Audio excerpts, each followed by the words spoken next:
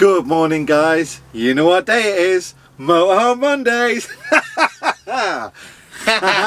Got ya. So, if you don't watch Darren's actual original series of Motorhome Mondays, you should, because that's where I nicked the idea from. Yeah, and John answers loads of questions on his channel every Tuesday, so we're great. Hey. We're together for the first time. Yay! So, you first. Well, first things first, I just want to make a quick announcement. Cool. The winners of the BRITSTOP book from the previous video I've done, I'll put it in the comments below, but the winners are Vinny W and Robbo85. So congratulations, guys. I'll be putting comments on your comment, and then send me an email and we'll get them books sent out to you. So well done, pal. Woohoo! Right then. Question time. Question time. What's the name of the blinds on the front of your van, John?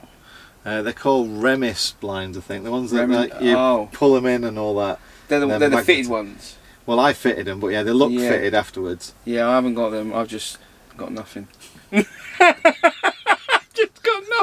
I've just got a curtain that goes around the front. Works though, doesn't it? Yeah. There you go. Yeah, so Remis blind, I'll put, hang on, depends on whose videos it is now.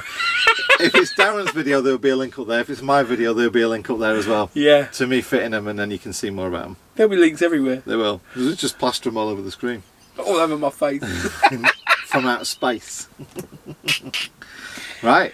Right. Quick question from Tash from Life Beyond Bricks. Have you found using laundrettes has taken a toll on your clothes at all? A little bit, yeah, but only on the soft kind of cotton t-shirts and the jeans.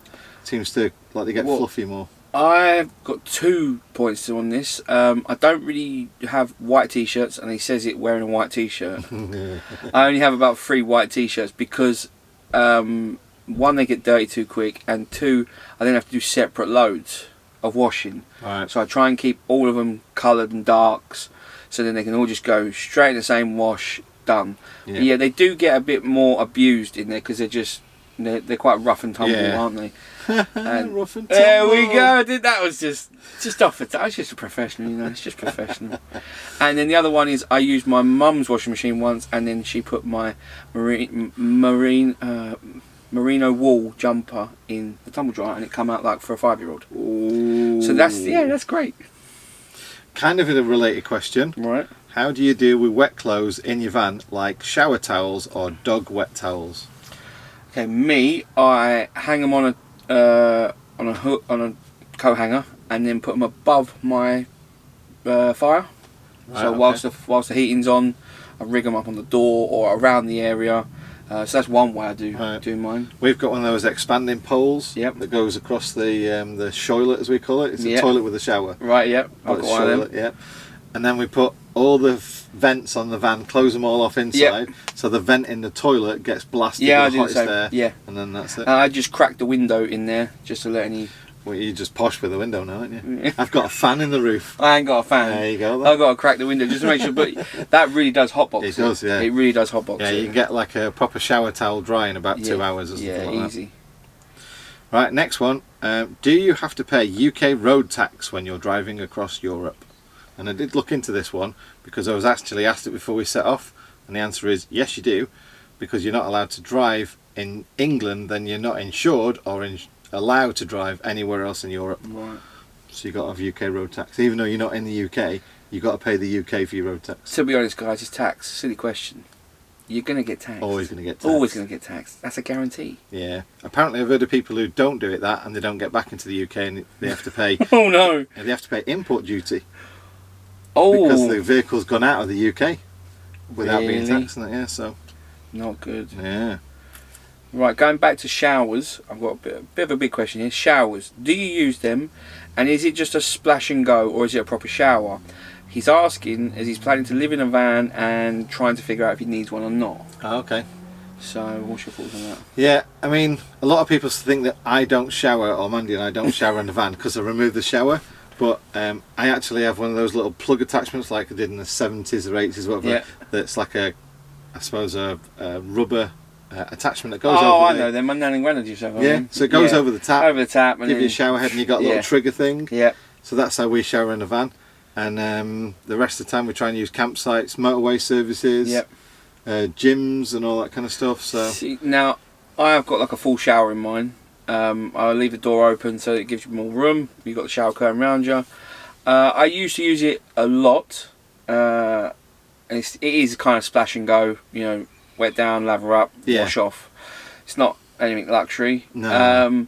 But now I'm at the gym 2-3 times a week. I'm using that a lot more. Yeah. And I just, you know, you can have a half-hour shower if you really wanted to. You're using their water. It's not out of your tank. I measured it when Mandy was having a shower, how much water she used, and she's measured it on me. I used 7 litres, she used 5 litres, so it's a bit of a competition now. I'm just going to say I'll probably use 10. All right. Surface area. Yeah, not that much difference between us, mate. Doing well on your old Yeah. running around the park. Yeah, doing the park run. Yeah, cool. Yeah. Right, next question. What's your average MPG? Mine fluctuates because, mine's about between 27 and 30. That's better than me then. My average, especially over the whole trip that we did, Okay, yours was is 23. But that's 7,000 miles. wow, 7,000 miles. Okay, that's quite a long distance. But then Did a lot you're of mountains travelling. and stuff for that. Yeah, you're doing a lot of uphills Yeah. and in little towns and villages and. Well, the worst Going one here, was there when and we were going everywhere. up to the Sierra Mountains. It got down to 3 mpg. 3. Live reading was 3 mpg. Yeah, that's ka-ching, ka-ching, ka-ching. You're thinking. Just a little bit. But I suppose the fuel's cheaper over there, yeah. Oh, yeah, Yeah, majorly yeah. cheaper. Yeah, it just depends what you're carrying. If you're carrying a full water tank, if you're carrying full food, yeah. Right, this is good because this is going off what we were talking about earlier. Right. What phone network should I use for my Wi-Fi router for unlimited data? Right. Well, I've done a video about this and it's done really well. And I use 3 because they, at the time, were the only ones that were severely, utterly unlimited. You can cane it as much as you want and just keep throwing it at it and it was fine. So that's what I've done. I've got 2 SIM cards, one for my phone, one for my dongle. Now, there's a few more that will come out. So EE have got one now, and I'm going to switch one of my contracts because we done a speed test, didn't we? Yeah. In the pub today, and I got like less than 2 meg download a second. Yeah. And you got I think the average was like 23. 23. Yeah. So Yeah. you know that's like 10 times it easy.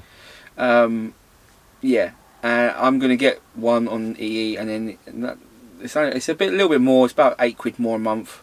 So yeah, I'm going to go with that. I mean, I've used EE in the van now for about 6 months, and EE on my phone, and Amanda's got 3 on her phone, just in case EE goes down. We've still got some we can use. Yeah.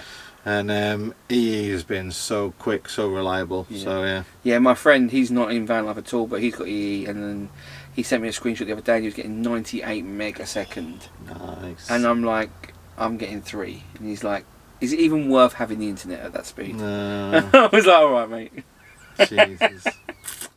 Right then, so that's the end of part 1. If you want to see part 2, Van Tech Tuesday tomorrow morning. head on over there. See you there then. Bye. Bye. Hang on a minute.